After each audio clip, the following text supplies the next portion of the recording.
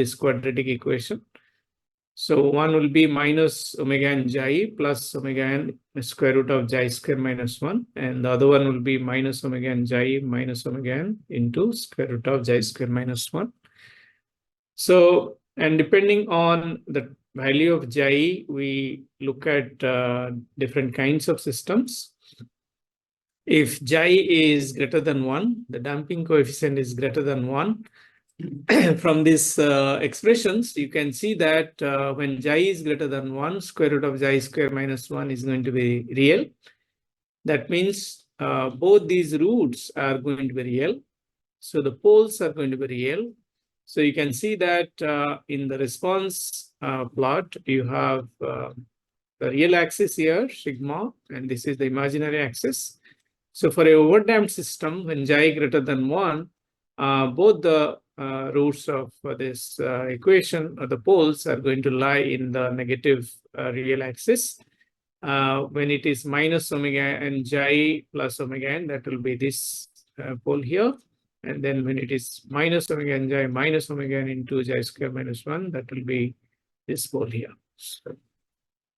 Now, when you talk about an on-damped case, that means there is no damping.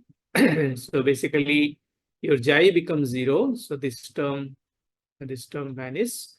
And when xi becomes 0, you are basically talking about square root of minus 1. So that will be I into or j into omega n. So you have basically plus omega n minus omega n. So it will be plus j omega n and minus j omega n. Depending on that, you will have one complex pole here and one complex pole in the negative complex region. When you have a critically damped system, for a critically damped system, your xi is equal to 1. So when xi becomes equal to 1, basically this entire term here becomes 0. So you have basically minus omega n xi here and minus omega n xi here. So that means both the poles would coincide here, and it will be on the negative real axis. And finally, we talked about some of the response of an underdamped system. So for an underdamped system, as we said, the xi is going to be between 0 to 1. And omega n is greater than 0. So this is a typical response. So x-axis you have time, y-axis you have the output.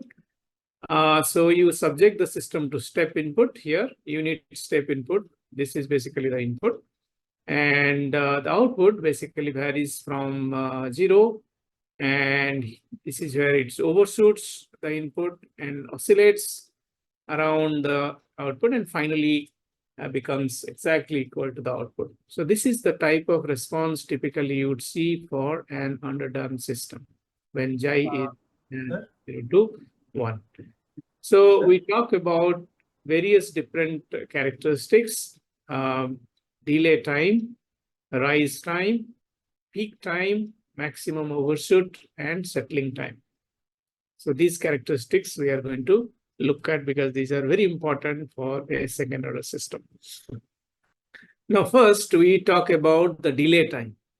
So if you see the response, the output basically increases to follow the input. And this is where it first time crosses the input, overshoots and then oscillates.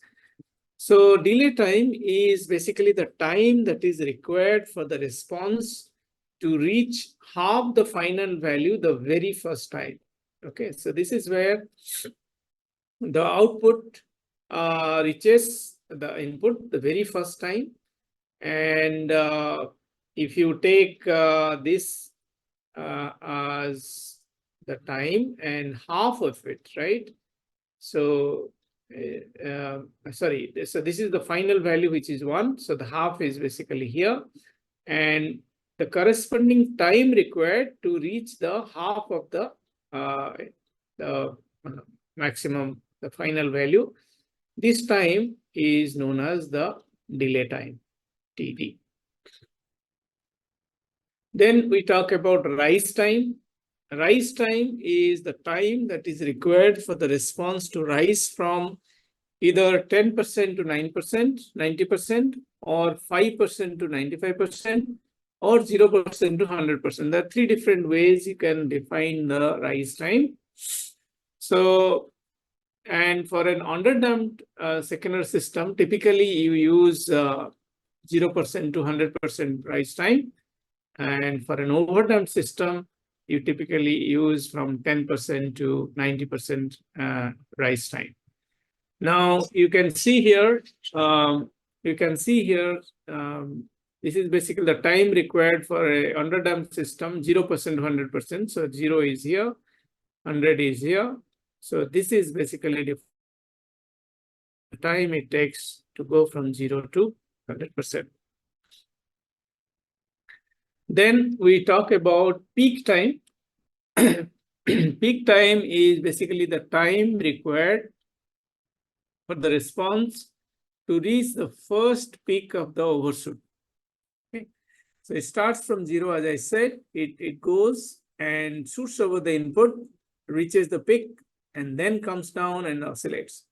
So it is basically the time here where the first peak after the overshoot is for 1 and going to the peak. This time is known as the peak time. Then we talk about the maximum overshoot. The maximum overshoot is the maximum peak value of the response curve measured from unity. That means if this is the unity input, the input is 1. This is basically the maximum overshoot.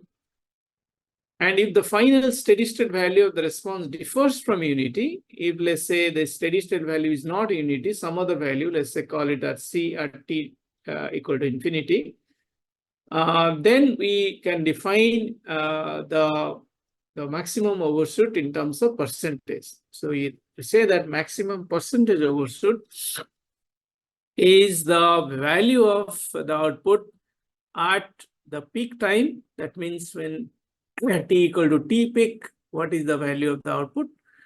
Minus the value of the output when T tends to infinity, that is the steady state value, divided by the steady state value into 100. Okay. So this is how you define the maximum overshoot when the input is not unity. Okay. And this maximum overshoot basically representative of the stability of the system. If overshoot is minimum, then the system tends to be more stable than a case where overshoot is very high. Typically, in some situations, the overshoot can destabilize the system, and system can never return to its original steady state value. So that is why this overshoot is used to characterize the stability of systems. Finally, we talk about settling time. So how do we define settling time? The settling time is the time that is required for the response curve to reach and stay within a range of final value, which is about plus minus 2% to 5% of the final steady state value. That means here the final steady state value is 1. And we know that the response would basically overshoot and oscillate. Now, at some point, these oscillations are going to be within plus minus 2% to 5% of the steady state value.